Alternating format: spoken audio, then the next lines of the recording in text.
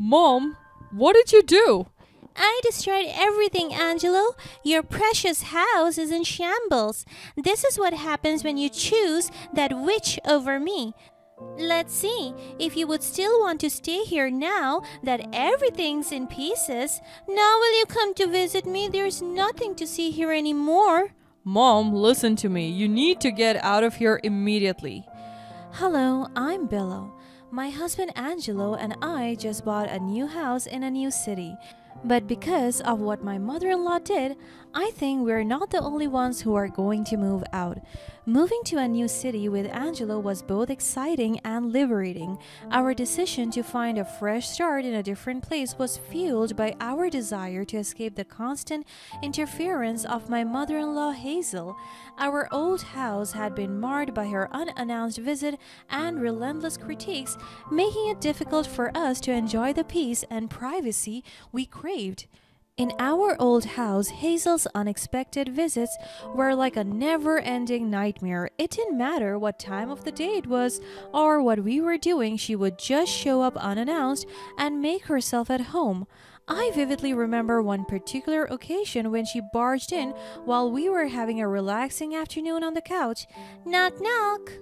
Angelo and I exchanged a quick glance, knowing that Hazel never bothered to wait for an invitation. Oh, nothing. I just thought I would drop by to see how you're managing this hazardous place that blocks out the natural flow of energy. I bit my tongue, not wanting to engage in an argument. Our house was fine, but Hazel always found something to criticize. We're doing just fine, Mom. Thanks for your concern. Can we help you with anything? Ignoring her son's response, she continued her inspection, pointing out every flaw she could find. Look at this mess. The layout is all wrong, and don't even get me started on this color choice. It's just plain ugly. Did you even consult an architect and an interior designer for this? Actually, Angelo and I really like the layout and colors. It suits our taste perfectly, and we spent months discussing its details. You should have asked for my advice first before buying this place. I could have helped you find something better. Oh, and everything's so dirty. Have you even cleaned properly? How could you live with such filth? You might as well be homeless. Actually, we just finished cleaning before you arrived. It's spotless. My mother-in-law seemed determined to find fault in everything. We just couldn't wait for all of her ramblings to be over. After what felt like an eternity, she finally decided to take her leave. Well, I'll be going now. Make sure you take my advice and fix all the problems I pointed out. Hazel's nosy, intrusive, and constant presence persisted to the point that our neighbors who witnessed her frequent appearance started to speculate about her relationship with Angelo and about the current burglary incidents. One day, as I chatted with our friendly neighbor, Mrs. Thompson, she hesitated before sharing some gossip.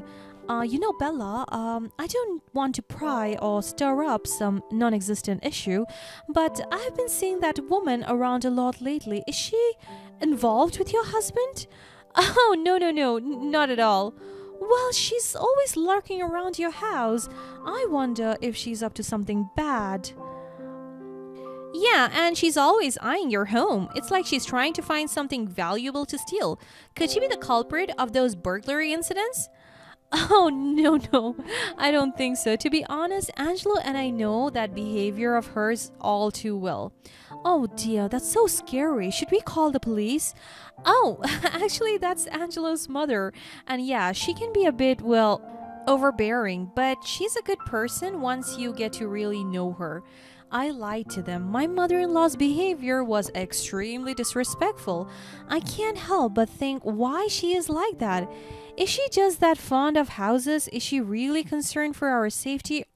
Or is she just threatened that her son is now living in a different home with a different woman without her? My mother-in-law's intrusion reached a whole new level of discomfort when we were in the middle of a sexy moment and Hazel showed up barging into our bedroom without knocking, catching us both off guard.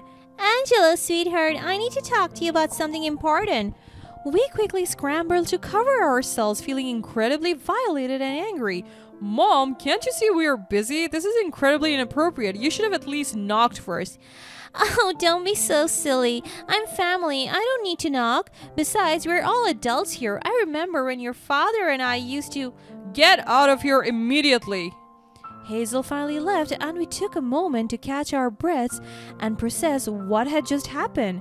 It was our last straw. It was clear that her behavior was becoming more and more invasive, and we knew we had to take a stand to protect our new life in our new home. So here we are, settled into our new home, and I couldn't help but feel a sense of relief wash over me. I can't believe we finally made it here. It's a fresh start, Bella. No more unwanted guests or constant judgment. And he was right. In our new city, Hazel's unexpected visits were a thing of the past. We could finally breathe easy without the fear of her showing up unannounced and criticizing everything in sight. Our neighbors welcomed us warmly, and we quickly felt a sense of belonging in our community.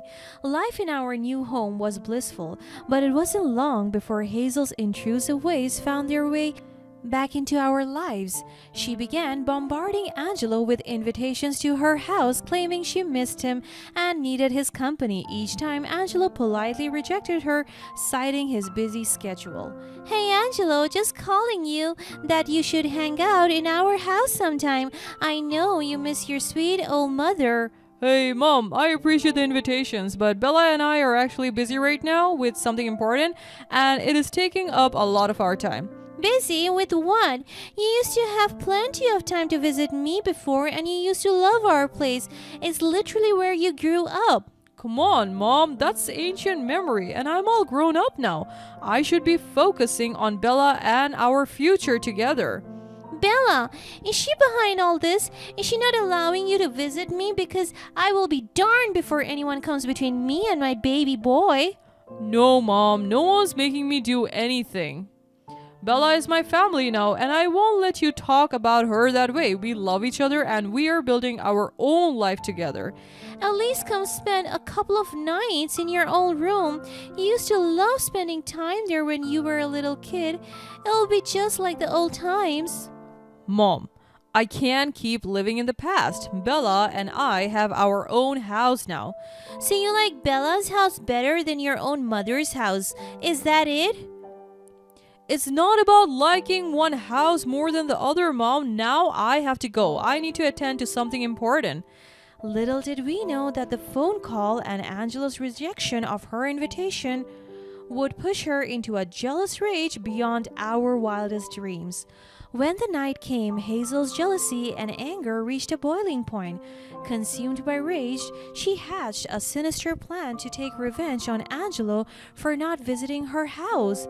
Hazel quietly slipped out of her own home and made her way to our old house. Her heart pounded with a toxic mix of emotions fueled by jealousy, resentment, and a desperate need for control. As she approached the front door, her trembling hand reached for the doorknob. It was locked, and just as she always does, she forced herself in by breaking it. The moment she stepped inside, a rush of emotions overwhelmed her. She saw everything she felt she had lost, her son's affection and the life they used to share. It only fueled her destructive desires further. With a sinister grin on her face, she continued to destroy everyone in sight. She couldn't help but unleash her pent-up emotions. Each blow was accompanied by cutting words that expressed her jealousy and bitterness. She angrily approached the TV. With ruthless force, she smashed the screen with a baseball bat. She probably doesn't even know what Angelo's favorite TV show is. She's just a stranger in his life. As the dining table became her next target, she swept everything off with a furious sweep of her arm. The clattering of dishes echoed in the chaos, and she screamed, "Can you even cook Angela's favorite food as well as I do? I bet her meals are always burned. She's probably starving, my poor son."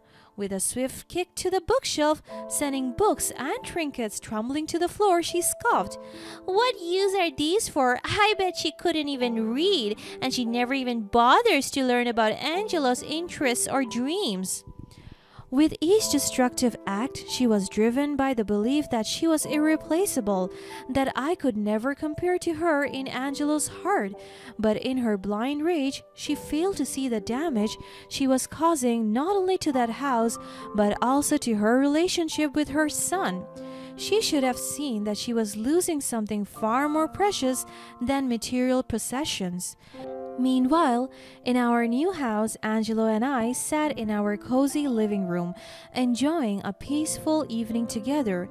Angelo's phone suddenly buzzed with a text notification from Hazel. It simply read, "Emergency." Our hearts skipped a beat as Angelo dialed her number, fearing the worst. Mom, what's going on? Is everything alright? Oh, Angelo, thank goodness you called. You won't believe what just happened. She sounded frantic, and our worries only intensified. We're here now. Mom, tell us, what's wrong? Are you okay?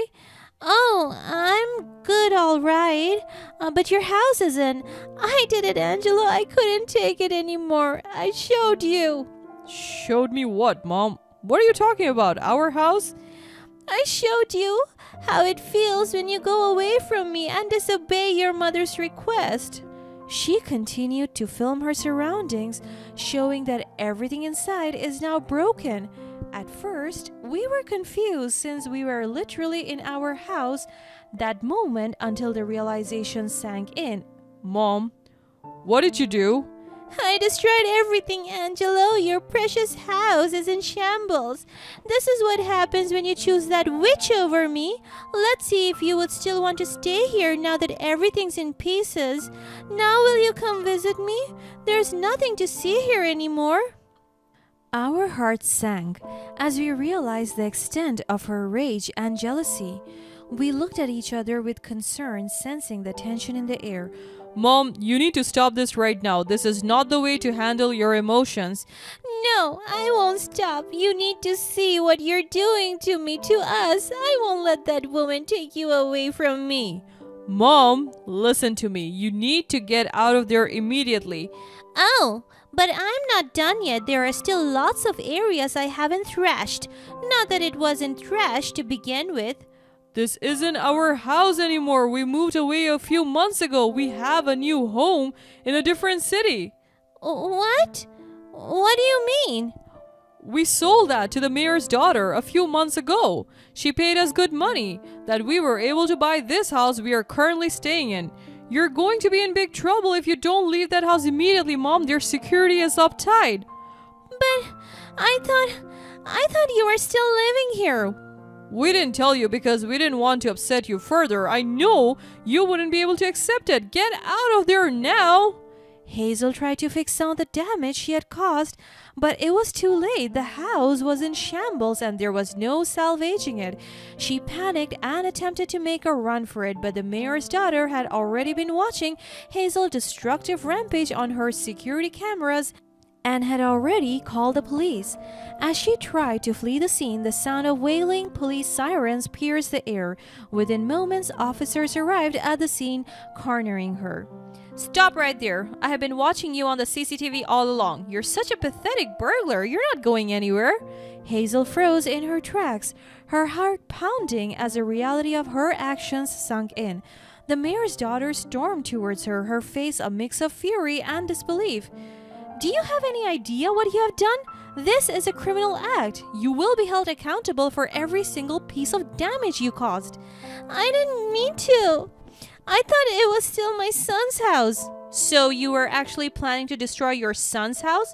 How is that any better? And you dare to call yourself a mother? You know, when Angelo sold me the house, he was so sweet and kind. Very unlike you.